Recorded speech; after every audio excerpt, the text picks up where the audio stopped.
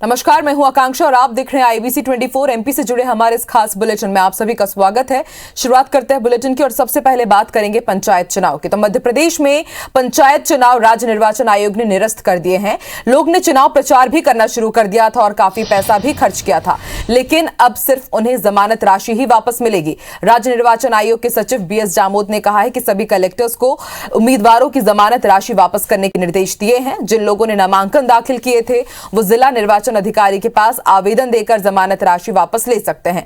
बता दें कि पंचायत चुनाव में 2,14,770 उम्मीदवारों ने नामांकन दाखिल किया था। वहीं राज्य निर्वाचन आयुक्त ने सभी कलेक्टरों को मतदाता सूची पुनरीक्षण कार्यक्रम चलाने के निर्देश दिए हैं। उन्होंने कहा है कि अगले चुनाव नई मतदाता लिस्ट से ही होंगे। कोर्ट के आदेश के बाद पंचायत चुनाव के अगले कार्यक्रम अब तय होंगे।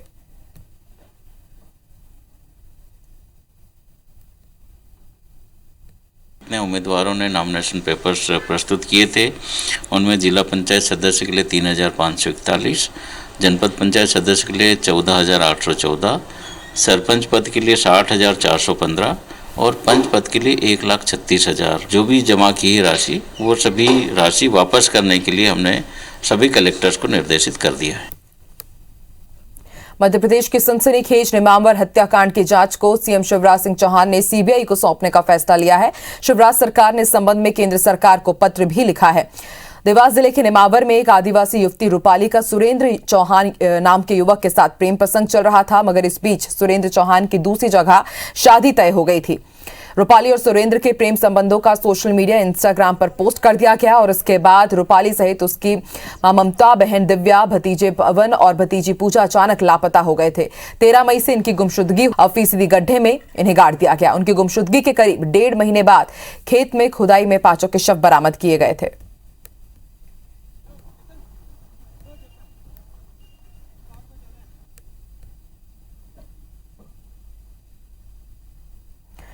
गृहमंत्री नरोत्तम मिश्रा गुना के दौरे पर रहे। यहां नरोत्तम मिश्रा बीनागंज में निजी कार्यक्रम में शामिल हुए। इस दौरान उन्होंने कांग्रेस पर जमकर निशाना साधा।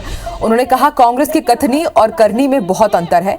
2 लाख तक का कर्जा माफ करने की घोषणा की थी, लेकिन कांग्रेस ने किसानों का 2 लाख तक का कर्ज माफ नहीं किया। गृहमंत्री नरोत्तम मिश्रा ने दिग्विजय सिंह और लक्ष्मण सिंह पर भी निशाना साधा और कहा कि राजनीति करने का उनका अपना स्टाइल है। उस राजनीति में बातें बड़ी बड़ी की जाती है और काम बिल्कुल नहीं किया जाता, और जब आएंगे तो हमको गाली देंगे और खुद के लिए वोट मांगेंगे। 4,000 रुपए घर बैठे नौजवान। उस राजनीति में बातें बहुत बड़ी बड़ी की जाती है, काम बिल्कुल नहीं किया जाता है। जब आएंगे तो हमको गाली देंगे। हम हर बार चुनाव में जाते हैं और चुनाव में लगातार पिछले 4 चुनाव से, मतलब 20 साल से 17 साल से सरकार बना रहे। यही हमारा मोहर है जनता की। इंदौर विकास प्राधिकरण के नवनियुक्त अध्यक्ष जयपाल सिंह चावड़ा ने पदभार ग्रहण कर लिया है। उनके पदभार ग्रहण करने के दौरान बीजेपी के राष्ट्रीय महासचिव कैलाश विजयवर्गीय, पूर्व लोकसभा स्पीकर सुमित्रा महाजन, मंत्री तुलसी सिलावट, उषा ठाकुर और सभी वरिष्ठ बीजेपी नेता भी मौजूद रहे। इस दौरान कैलाश विजयवर्गीय ने जयपाल को नई जिम्मेदारी के लिए शुभकामनाएं दी। चावड़ा ने पदभार ग्रहण करने के बाद मीडिया से बातचीत करते हुए आईडीए के माध्यम से शहर की जनता के हित में काम करने की बात कही।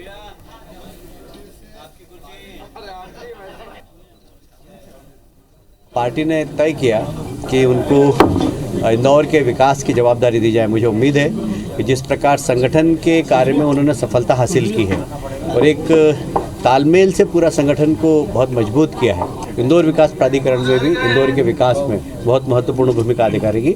मैं जयपाल जी को बहुत शुभकामना देता हूँ। संगठन में ये सिखाया जाता है कि समाज हित में है वो सब करना है, राष्ट्र हित में है वो सब करना है, देश हित में वो सब करना है। तो यहाँ भी वही चीज़ें करेंगे जो देश हित में हो, समाज हित में हो, महानगर हित में हो, वो सब करेंगे। और जो अच्छा होगा महानगर के लिए हम सब लोग मिलकर के उसको करेंगे। ऑनलाइन परीक्षा की मांग कर रहे एनएसयूआई कार्यकर्ताओं और कॉलेज के छात्रों पर पुलिस ने लाठीचार्ज कर दिया। मामला राजधानी भोपाल स्थित बरकतुल्लाह यूनिवर्सिटी परिसर का है। यहां दोपहर से ही 200 से ज्यादा कार्यकर्ता और पदाधिकारी पहुंचे हुए थे। बीयू मुख्य कैंपस के सामने धरना देकर नारेबाजी कर रहे थे। छात्रों की मांग है कि बढ़ते कोरोना संक्रमण के मामले को देखते हुए बीयू की परीक्षाएं ऑनलाइन ही आयोजित कराई जाए। इस बात को लेकर आंदोलन कर रहे छात्रों ने कुलपति से मिलने की मांग की। इस पर पहले से ही मौके पर मौजूद पुलिस बल पहले तो छात्रों को जबरन उठाने की कोशिश करते हुए नजर आए, लेकिन छात्र और एनएसयूआई कार्यकर्ता जब नहीं उठे तो उन पर लाठीचार्ज कर दिया गया। इस दौरान आंदोलनकारियों को दौड़ा कर पुलिस ने पीटा, साथ ही कुछ छात्रों को जबरन पकड़कर पुलिस बाग सेवनिया थाने ले आई। यहां भी हिरासत में लिए छात्रों को लेकर जमकर विरोध प्रदर्शन किया गया। मैं जाऊं क्या? प्रशासन द्वारा छात्रों की आवाज़ को दबाने के लिए पुलिस को मोहरा बना के यहाँ पे बर्बरतापूर्ण लाठीचार्ज किया गया है। सैकड़ों की संख्या में छात्र छात्राओं को लाठियों से पीटा गया। दर्जनों छात्रों को गिरफ्तार करके बाग सेवनिया थाने लेकर आए हैं। हम छात्रों से मिलना चाहते हैं परंतु हमें मिलने नहीं दिया जा रहा है, जिसको लेके पूरे एनएसयूआई में आक्रोश है। अखिल भारतीय विद्यार्थी परिषद ने ऑफलाइन परीक्षा टाइम टेबल जारी करने साथ ही 7 सूत्रीय मांगों को लेकर इंदौर के डीएवीवी के प्रशासनिक संकुल में प्रदर्शन किया। इस बीच डीएवीवी ने स्पष्ट किया है कि उच्च शिक्षा विभाग के आदेश पर ऑफलाइन मोड में ही परीक्षा आयोजित की जाएगी और शाम तक परीक्षा का टाइम टेबल जारी कर दिया जाएगा। दरअसल यूनिवर्सिटी में परीक्षा को लेकर लगातार असमंजस की स्थिति बनी हुई है कि वो ऑफलाइन होगी या ऑनलाइन होगी। ऑफलाइन परीक्षा को लेकर लगातार विरोध हो रहा है। इसके चलते विश्वविद्यालय ने दिसंबर में शेड्यूल अपनी परीक्षाएं भी स्थगित कर दी। अब एवीवीपी ने ऑफलाइन मोड में ही परीक्षा कराने को लेकर प्रदर्शन किया। प्रदर्शन के दौरान रजिस्ट्रार डॉक्टर अनिल शर्मा ने एबीवीपी के नेताओं से बात कर उन्हें भरोसा दिलाने की कोशिश की, लेकिन कार्यकर्ता नहीं माने। बाद में कुलपति की मौजूदगी में तमाम मांगों को लेकर बात हुई।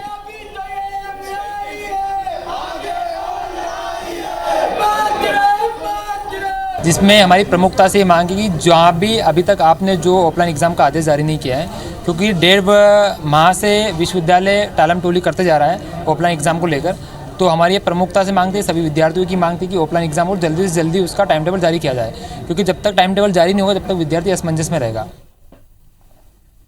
दिल्ली में नीट पीजी की काउंसलिंग को लेकर आंदोलन कर रहे जूनियर डॉक्टर्स पर पुलिस के लाठीचार्ज के विरोध में आज भोपाल एम्स के रेजिडेंट डॉक्टर्स भी एक दिन की हड़ताल पर रहे।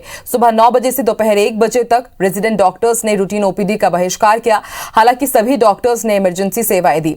आंदोलन कर रहे डॉक्टर्स का कहना है कि दिल्ली पुलिस ने जो कार्रवाई की है वो गलत है, इसलिए मामले में दोषी अधिकारियों के खिलाफ सख्त कार्रवाई होनी चाहिए। उधर ग्वालियर में भी लाठीचार्ज को लेकर डॉक्टरों में भारी नाराजगी है।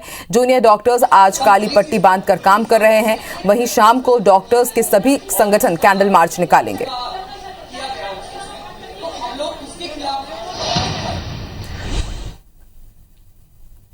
60% लोग ही है जो 100% काम कर रहा है। तो वो ऑलरेडी ये जो सिचुएशन है 2 साल से आपको पता ही है कि कोरोना में हम लोग एक्स्ट्रा भी ड्यूटीज करते जा रहा है।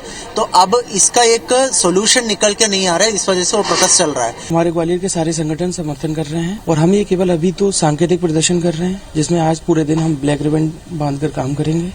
शाम के टाइम हम कैंडल लाइटनिंग करेंगे अपने जीएच कैंपस में। सभी लोग शामिल होंगे और अगर कोई भी निर्णय अगर हमारे पॉजिटिव तरीके से नहीं आता है तो हम आगे भी अपना आंदोलन जारी रखेंगे। और आइए देखते हैं अब तक की बिग न्यूज।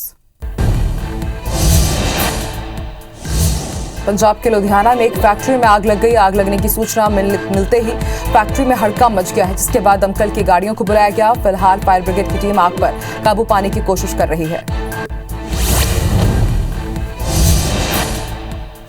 उत्तराखंड हाईकोर्ट ने बुधवार को भारत के चुनाव आयोग को राज्य में आगामी विधानसभा चुनाव को स्थगित करने की मांग वाली याचिका पर नोटिस जारी किया है। इस याचिका में कोविड के ओमिक्रॉन वेरिएंट को देखते हुए चुनाव को स्थगित करने की मांग की गई है। कांग्रेस पार्टी को सितंबर साल 2022 तक अध्यक्ष मिल जाएगा। इस बात की जानकारी कांग्रेस संगठन चुनाव प्राधिकरण के अध्यक्ष मधुसूदन मिस्त्री ने दी है। उन्होंने बताया कि चुनाव को लेकर पार्टी के अंदर तैयारियां तेज गति से चल रही। फिलहाल पार्टी के शीर्ष पद की जिम्मेदारी सोनिया गांधी संभाल रही हैं।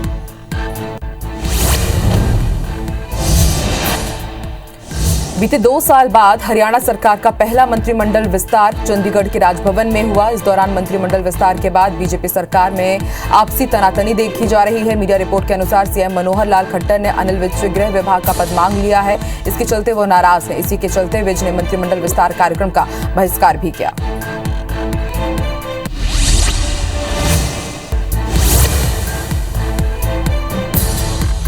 बड़ी खबर का रुख करेंगे। भोपाल से मिल रही है, निगम मंडल अध्यक्षों को मंत्री का दर्जा दिया गया है।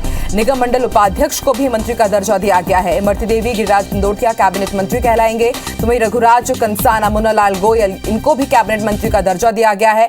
रणवीर जाटव, इंदल सिंह कंसाना कैबिनेट मंत्री का दर्जा दिया गया है। इनके ही साथ शैलेंद्र शर्मा, शैलेंद्र बरुआ, आशुतोष और जितेंद्र लिटोरिया, विनोद गोटिया, इन सभी को कैबिनेट मंत्री का दर्जा दिया गया है। तो वहीं प्रहलाद भारती, मंजू दादू को राज्य मंत्री का दर्जा दिया गया है। इनके ही साथ नरेंद्र तोमर, अजय यादव, राजेंद्र मोखलपुर, सामान्य प्रशासन विभाग ने इसके लिए आदेश जारी कर दिए हैं। कुछ को कैबिनेट मंत्री का तो कुछ लोगों को राज्य मंत्री का दर्जा दे दिया गया है।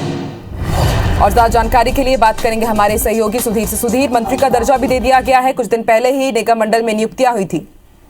देखिए बिल्कुल, और बात करें तो निगम मंडल में नियुक्तियों के बाद में अब मंत्री दर्जा इन सभी निगम मंडल के अध्यक्ष और उपाध्यक्ष को दिया गया है। और खास बात अगर करें तो ज्योतिरादित्य सिंधिया के समर्थक जो मंत्री, जो विधायक थे, पूर्व विधायक थे, जिनको निगम मंडल में अध्यक्ष का दर्जा दिया गया था, उनको अब कैबिनेट मंत्री के दर्जे से भी नवाजा गया है।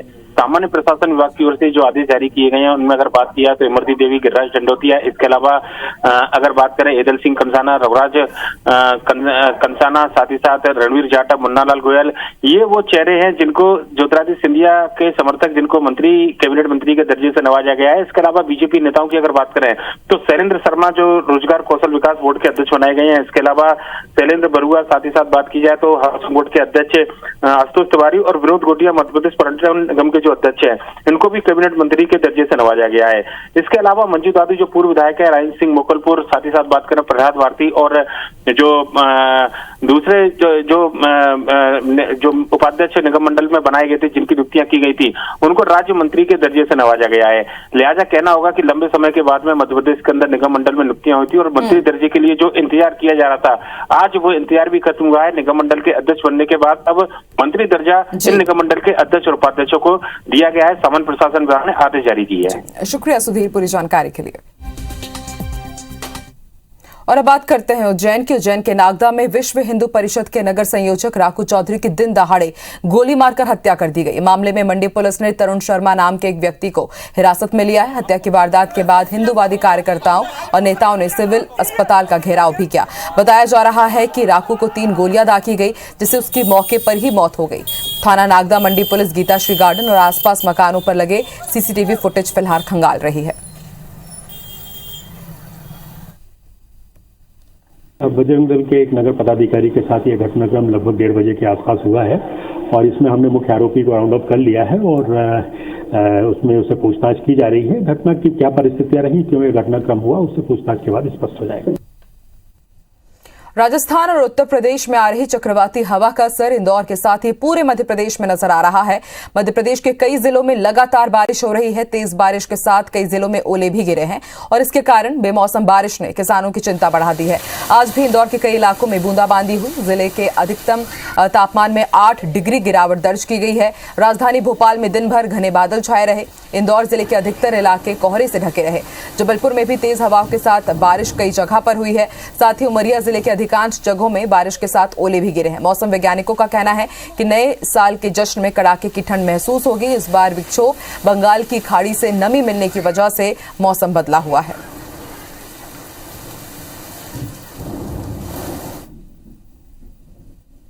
अट्ठाईस दिसंबर की शाम से शुरू हुई तेज बारिश ने बालाघाट की खुरसोड़ी सहित कई धान खरीदी केंद्रों में पड़ी किसानों की मेहनत पर पानी फेर दिया है। बालाघाट में 29 नवंबर से लगातार किसानों से समर्थन मूल्य पर धान खरीदी की जा रही है, लेकिन खरीदे गए धान का परिवहन नहीं होने से सैकड़ों क्विंटल धान भीग गया। उधर समर्थन मूल्य पर धान बेचने के लिए मंडी के बाहर इंतजार कर रहे किसान भी परेशान हैं, क्योंकि उनका धान भी बारिश में भीग चुका है। केंद्र में आए किसानों का कहना है कि उनका धान बारिश से भीग चुका है। जब तक धान सूखेगा नहीं तब तक उनका धान नहीं खरीदा जाएगा। आपको बता दें, मौसम विभाग ने पहले ही 2 जनवरी तक बारिश की चेतावनी जारी की थी, लेकिन इसके बाद भी पर्याप्त व्यवस्था नहीं की गई। इस बारे में कलेक्टर का कहना है कि धान के परिवहन का कार्य जारी है। मौसम की वजह से दिक्कतें हुई है। जहां का धान गीला हुआ है उसे सूखने के बाद उसकी खरीदी की जाएगी। बारिश हुई तो सर पूरा धान स्टॉक है, परिवहन एक भी नहीं हुआ है। करीब 25,000 बोरियां भींगी है समझ। अभी तक सर 25,000 करीब कुंटल खरीदी हो गई है। परिवहन एक भी नहीं हुआ है। परिवहन के यहाँ समस्या है। आज तक अगर परिवहन हो जाता तो ये समस्या नहीं आती। खरीदी कहाँ हो रही साहब? कल तो कट्टा के लिए टोकन नहीं मिला। वो जमा है हमारा। अब जितनी व्यवस्था थी उतनी ढक के रखे। अब नीचे से अगर पानी चला जाएगा तो क्या करेंगे? 6 से 7 हजार बोरे हमारे गिले हुए हैं। हमारी आगे की जो कार्य योजना रहेगी कि जो जहां कच्चे फ्लोर पे खरीदी हो रही है और हमारा थक्के लगे हुए वहां से आज हमारे ज़्यादा से ज़्यादा ट्रांसपोर्टेशन हो जाएंगे। जो थोड़ा गीला अनाज हो गया है उसको लेकर के अभी अनाज सूखने का हम वेट करेंगे, उसके बाद उसकी खरीदी करेंगे। मेरा मध्य प्रदेश में फिलहाल इतना ही। देश और दुनिया की तमाम खबरों के लिए आप देखते रहिए IBC 24। नमस्कार।